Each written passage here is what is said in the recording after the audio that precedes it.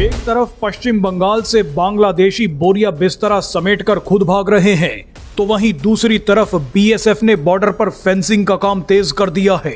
इसी बीच पश्चिम बंगाल में सीमा के पास रहने वाले हिंदुओं ने जो ऐलान किया है, उसे देखकर आपके होश उड़ जाएंगे। एक रिपोर्ट के मुताबिक पश्चिम बंगाल में स्थानीय हिंदू अपनी जमीन बीएसएफ को अपनी ही मर्जी से दान कर रहे हैं, ताकि बॉर्डर पर फेंसिंग का काम जल्दी पूरा हो सके।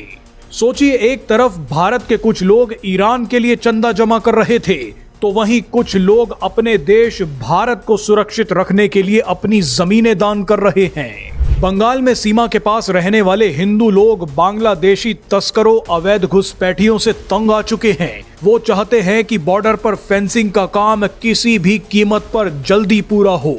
हैरानी की बात देखिए कि जब केंद्र सरकार ने पूर्व मुख्यमंत्री ममता बनर्जी से फेंसिंग के लिए जमीन मांगी थी, उस समय ममता बनर्जी ने कहा था कि स्थानीय लोग अपनी जमीन देने को तैयार नहीं हैं। सरकार उन लोगों से जबरदस्ती नहीं करना चाहती, लेकिन ये दावा अब झूठा निकला।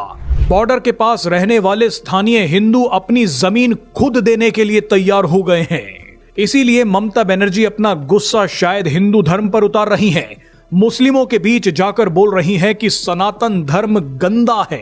वैसे आपको याद दिला दे कि पिछले साल एक खबर आई थी कि भारतीय सेना को सिलीगुड़ी कॉरिडोर को सुरक्षित रखने के लिए किशनगंज इलाके के पास जमीन चाहिए थी। बताया जाता है कि उस इलाके में काफी मुस्लिम लोग रहते हैं। उस समय वोट बैंक को बचाने के लिए AIMIM के एक नेता ने ऐलान कर दिया कि हम आर्मी कैंप बनने के लिए जमीन नहीं देंगे, चाहे कुछ भी हो जाए। बहरहाल आपको बता दें कि अगर पश्चिम बंगाल में वामपंथियों और कट्टरपंथियों का राज रहता, तो जो काम 7 दिनों में हो गया वो 7 जन्मों में भी नहीं होता।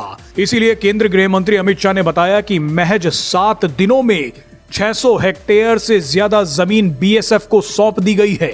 इसी के साथ चिकन नेक इलाके में भी 121 हेक्टेयर जमीन बीएसएफ को हैंडओवर कर दी गई है। चलिए अब आपको गृह मंत्री अमित शाह का बयान सुनवाते हैं। बंगाल के मुख्यमंत्री श्री शुभेंदु अधिकारी जी को बधाई देना चाहता हूं कि 7 ही दिन में उन्होंने 600 हेक्टेयर भूमि बीएसएफ के हाथ में सौंपने का काम कर दिया।